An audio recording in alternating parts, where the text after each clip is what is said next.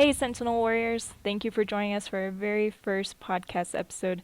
This is Lieutenant Emily Seaton from 20th Air Force Public Affairs, and you're listening to 2420, where you can get information from 20th Air Force leaders in about 20-ish minutes, delivered on the 20th of each month. This first episode we divide into two parts. The first part is Major General Mike Lutton, Commander of 20th Air Force, with the wing commanders and the helicopter group commander, and they discuss their unique paths to leadership, including struggles, mentorship, everything. In the second part, Chief Orff does the same with the command chief, so you can get their perspective. Let's go ahead and dive in. Hello, this is Major General Mike Lutton. I'm joining you for 20 for 20, which is a leadership podcast hosted by 20th Air Force leadership teams. We're joined by Colonel Jason Vattione, the 377th Air Base Wing Commander, Colonel Anita Fugate-Opperman, our 341st Missile Wing Commander, Colonel J.B. Buer, 582nd Helicopter Group Commander, Chris Menoway, our 91st Missile Wing Commander, and Kathy Barrington, our 90th Missile Wing Commander. We also have in the audience Kenny McGee, who's on his way to the 91st Missile Wing, Mark Ritchie, who's our MA, and Barry Little, who is on his way to the 341st Missile Wing. So we're excited to begin this effort and this journey with the airmen, and look forward to getting into talking about the path to leadership. And so I'd throw it out there to Jason Vattione first. Jason, can you differentiate leadership from command and how those are different?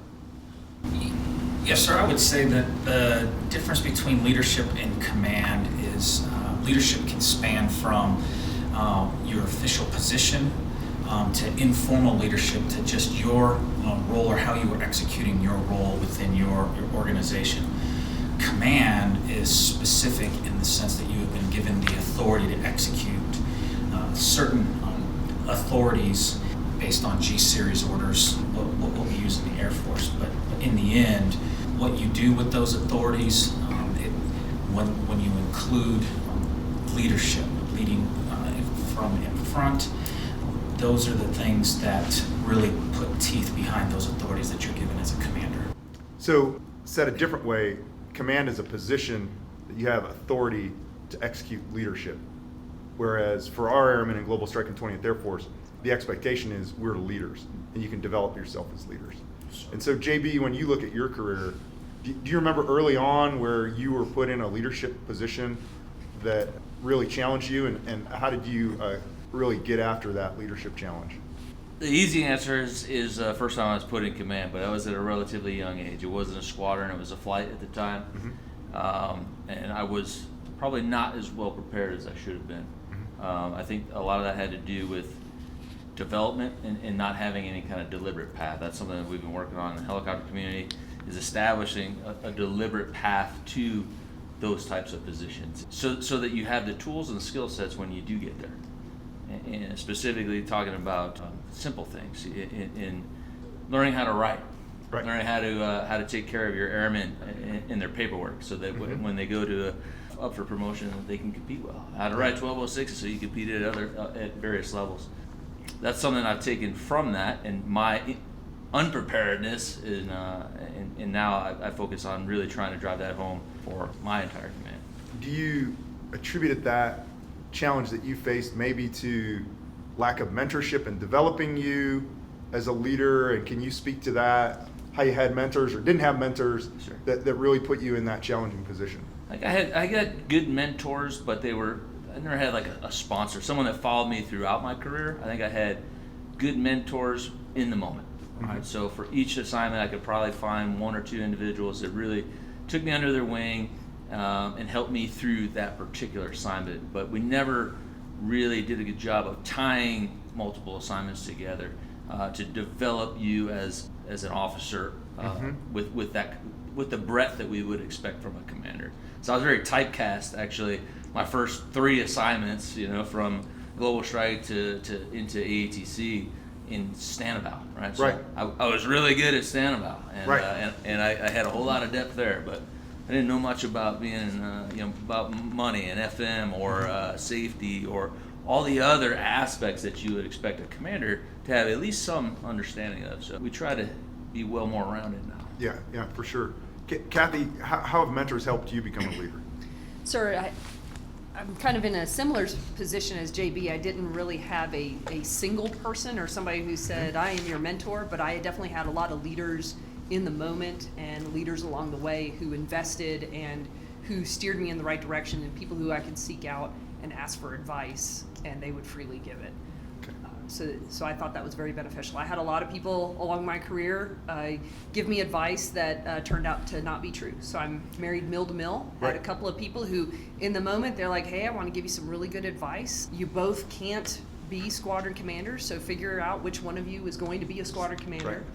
There's no way both of you are going to make it above the rank of major. And so that was some solid advice at the time that I chose to say thank you and bypass. Yeah, and rightly so. I mean, Chris, when you look at mentor, how do you define a mentor? I think it's somebody who is looking out for the improving somebody else. So whether it's peer-to-peer, boss to subordinate, and mentorship can even go from subordinate to the boss. That it's having an open communication about how to improve and how to get better from wherever you're at. For the group, I mean, F-15, I'll throw it over to you. How do you talk to your airmen now about the mentor relationship between two airmen? And how do you develop that? Because a lot of the airmen may listen to this podcast go, I don't even know how to ask for a mentor. Right? So like, how does that happen? So I had that same question asked last week during a squadron SEL, Senior Enlisted Leader course. And they asked that, and sometimes it just develops over time, that relationship. And sometimes it's a little bit more deliberate. If you have a issue or concern, seeking a person out and saying, hey, will you help me out with this? Other times it's a little more organic. You have some sort of relationship that then evolves into looking out for each other. And it's not a subordinate boss necessarily relationship. You can have mentors that are junior to you, and I think that sometimes that's where you get your most valuable development and feedback, because you may be hearing and seeing stuff at your level, but you need somebody else that is at the level of who you're trying to reach, right? As commanders, we work for the airmen, so you need to hear their voice and have them mentor and develop you. Excellent. And so we talk about leadership along the career path. Jason, is there a stereotypical career path? So a lot of our airmen have this impression, they'll look at a career field pyramid, and you're the career field manager for your career field. So what did you tell your airmen, and is there a stereotypical career path? So there are suggested opportunities that are afforded to you throughout your career. So although many career fields have, hey, these are the things that you should be doing because based on experience, these are the experiences that we would like you to have as you continue to progress in your career and be put in positions of increased responsibility and authorities. But that doesn't mean that you need to follow those paths directly. Every person is unique, every situation is unique, and everyone brings different gifts and talents to the table. And so we take each individual and we make sure that we are putting them in positions that they're ready for. We make sure that we are developing them so that they will be ready to assume those positions of greater responsibility. And I could probably ask anyone here at the table to talk about what their career path has been, and very few of them will likely have followed that single path. It's about when you're the individual, it's about growing where you're planted. And when you are the supervisor or you're the commander of the person that you're developing, it's about focusing on cultivating gardens, right, and not focusing too much time on individual plants, making sure that you are developing the whole team that is under your charge based on what they bring to the team. Yeah, now you and I shared a story about who really developed you and who affected you as an airman. Some of our listeners might not know that you were prior service enlisted, and you actually served at this wing that you're now a commander of. Sir. So how did that journey happen, and who influenced you to get you on the path of becoming an officer? Yes, sir. So I was just very fortunate that my very first supervisor in the Air Force, Staff Sergeant Robert O'Gurk, he's now retired Senior Master Sergeant, and he is now running the IG up at the 5th Bomb Wing for Minot Air Force Base. And just a phenomenal leader. As a staff sergeant and as Airman Basic Battioni, he was the person that I looked to. He had high standards, and he cared. He didn't just answer your questions, he showed you how to get to the answer to your question. And I talked to airmen when they first come into the Air Force, first term airmen. I talked to Airman Leadership School students, and I talked to NCOs and NCO PES. Either find your Sergeant O'Gurk or be Sergeant O'Gurk, because clearly what his impact on me, and I didn't necessarily realize it at the time, but many years later, and particularly when he left the organization, I noticed that absence in someone caring, just simply caring about me and the mission and what that impact has made on me. And I'm here 32 years later still talking about him. And as far as my transition from the enlisted corps to the officer corps, back then you had to, when I was doing tuition assistance, you used to have to fill those things out on paper. We didn't have computers in offices. And this wonderful lady that I got to meet with every semester, DeWanda Broussard out at Nellis Air Force Base, she just looked at me one day and said, "Have you ever considered becoming an officer? Because I think you'd be great at it." And it was just those simple words from Miss Broussard, where somebody else that believes in you, somebody else that gives you that confidence that there's maybe another thing that you can do, a different way to serve, was all that I needed to put my name in the hat and see what happens. And then here I am. Yeah, so, the title of this podcast is Path to Leadership, but what we're really talking about is the mentors that, one, put us on the path to leadership and then keep us progressing as leaders. Chris, was there ever a point where you were like, hey, this is not going as planned, and, I may not continue on? Yes, sir. As a leader, as an airman, as an officer? There's been a couple, actually, throughout my career, and usually it was one of my mentors, either whether it was a boss at a time or somebody else that I had worked for, calling me to kind of either give encouragement or to say, hey, this is just a phase or a time in your life to where there's a light at the end of this tunnel. Whether it was a difficult job, a difficult boss, even like coming out of the 576th, I was being non-voled at the time to head to a different location.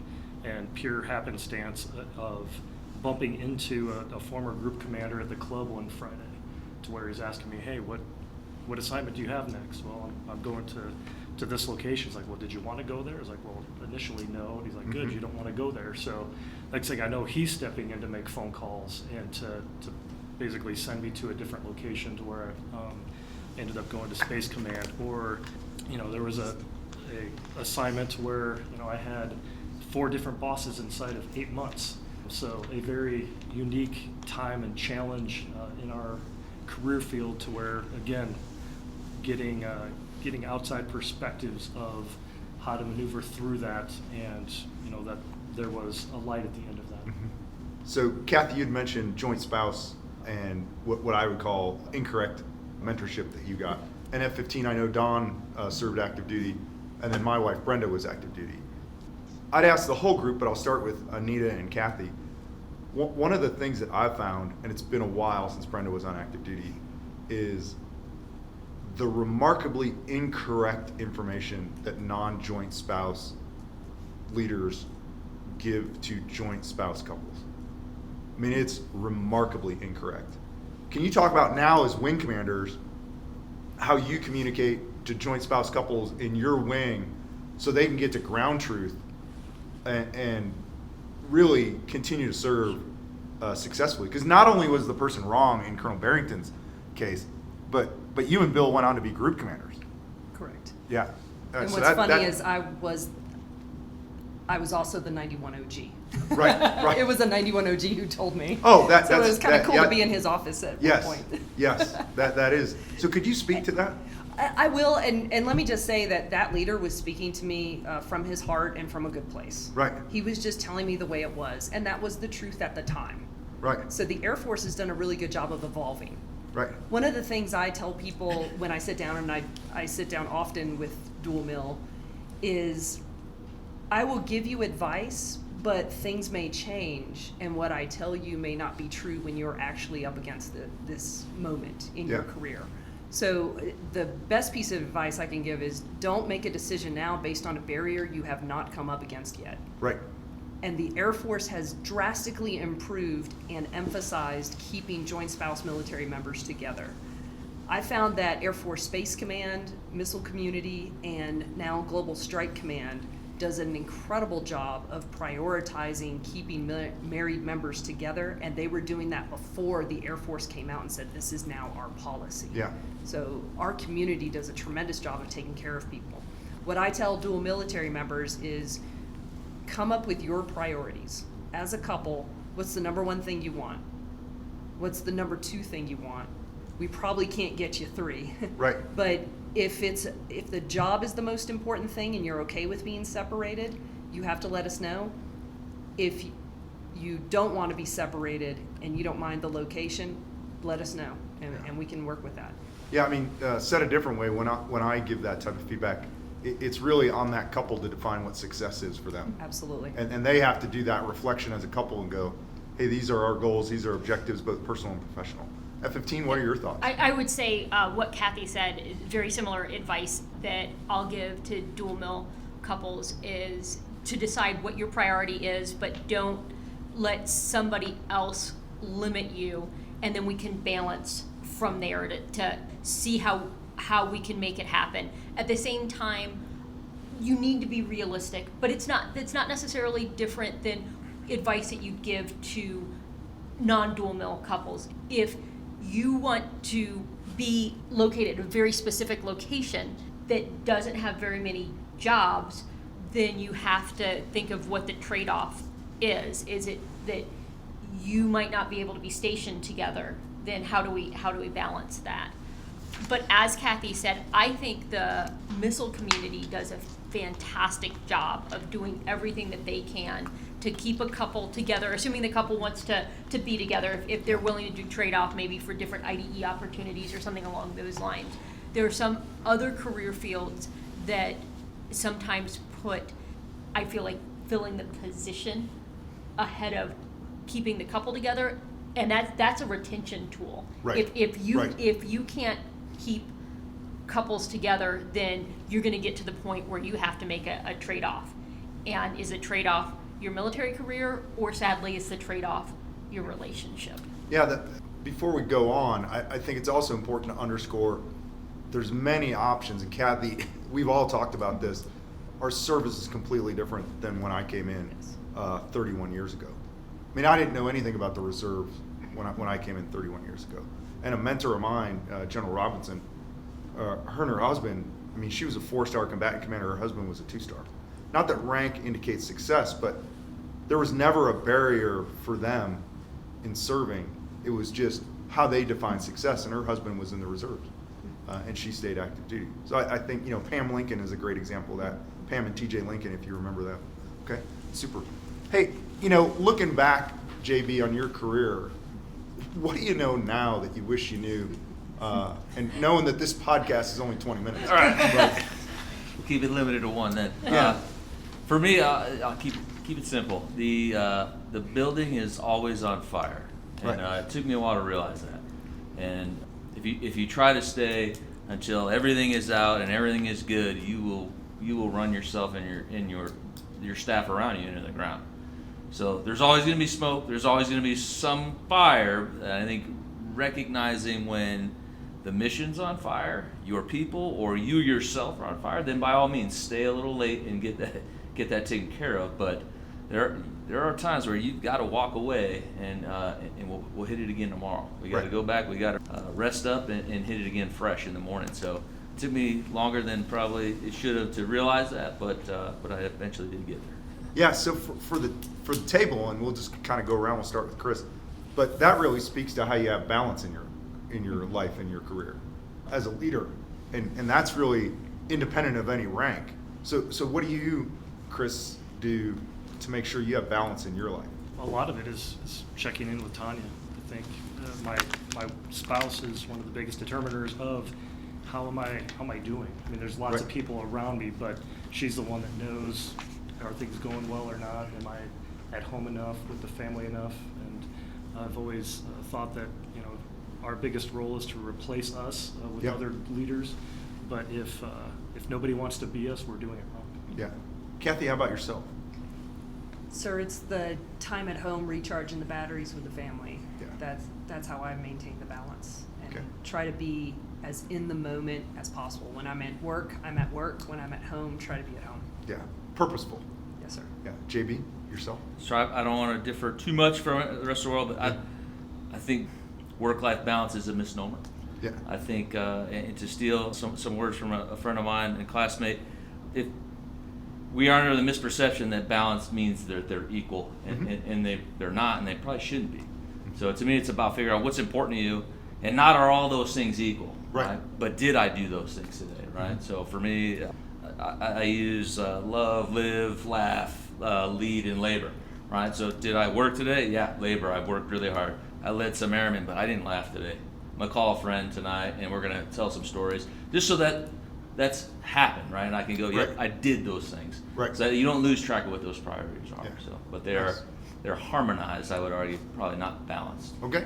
FFT. So first thing I do in the morning is I work out. So it's something for myself because I feel like I can't give to others if I don't take care of myself, and I'm a much nicer person if I've gotten a workout in. And the other part is I don't think I do as well, but I should on when I'm home. So Don and I don't have children. So I think in my mind it's easier to just say, well, after we have dinner, then I can go back to doing work or do whatever. So it's intentionally making sure that we have a connection with each other, not just, hey, thanks for dinner. All right, now let's go back our separate ways. And just to ask a follow-on to that, I mean, do you have to be intentional about that? Because there's so many demands on you as a leader and a commander, as a senior officer, that, to JB's point, if it's not harmonized, it's always second or third on the priority list. And so how do you, no kidding, get after that? So first off, like JB said, you're never going to put the fire out, right? Right. So I know when I need to go home, and unless there's something that is forcing me to stay at work, because you could stay so much longer Right. and finish out this task and do this task. So even though I feel like I haven't finished everything, Dan Voorhees, who's my vice, and I will decide, all right, we've gotten to the point where we can't do anymore. Let's go home, and then we will force each other out of the office, and then we Okay. can go home, and then we can be with our families, have a nice meal. Don and I have dinner together every night. Okay. So. Jason? And not surprisingly, not much different from what all the other leaders have mentioned here. And to pull that thread a little bit more on what JB was saying, I don't use the word balance either. I use the word proportionality, and I stole that from a previous supervisor where sometimes the Air Force, just what's going on right now, demands more of my attention. And as long as I communicate that at home and be able to pay ourselves back, and so that's the proportionality of trying to make sure that I am present when I am with family, and making sure that if I am spending time at work, it's meaningful at work, and it's something that I have to do. And then particularly with my personality, sometimes I have to be careful to make sure that I don't let the perfect get in the way of good enough. So we'll kind of wrap up this podcast on the path to leadership, and I'll start by talking to Chris Menaway, the 91st Missile Wing Commander. Chris, if you're talking to airmen across 20th Air Force, what I heard today is a path to leadership requires mentors. A path to leadership requires the identification of professional and personal goals. A path to leadership also requires some harmonization of work life. And so when you're talking to your lieutenants, what's the message that you leave them as they begin their path to leadership? I think it's, at the end of the day, having a heart and a passion for others. It's wanting to make sure that you help somebody else be the best that they can be to achieve their personal goals, their professional goals, And for us in the Air Force, and at the wings, our stated mission statements, but it's just that hard for others. F-15, your thoughts? So there's no one path to leadership. So it goes in many different directions, but I think you're only truly a leader when you are looking to serve others and do what's best for the airmen. If you're doing this job so you get your next paycheck, then you stop being a leader and you've just been whatever rank or position that you're holding. JB?